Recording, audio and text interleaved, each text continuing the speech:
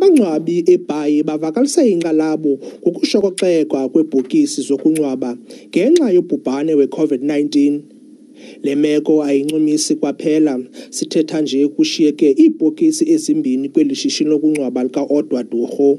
Aphezulu kakhulu amanani wabantu abasuleleke yintsholongwane ye-corona kweli phondo leMpuma Koloni. I-COVID-19 isibethile kakhulu.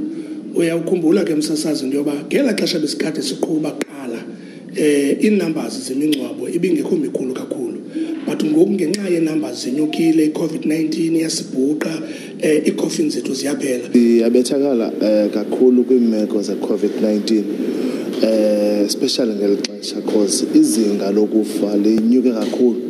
Inkampani evelisa iibhokisi zokungcwaba, i-SA Funerals, inawo amaphulo amatsha ngeenzame zokutshintsha lentsinda abadala.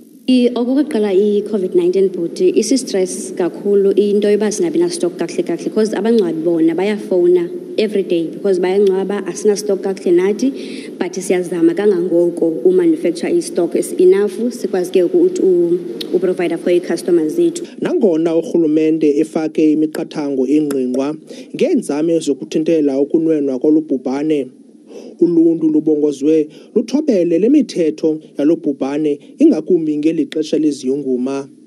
Ndinguzolani Moya, weendaba ze-SABC, ndiseBhayi.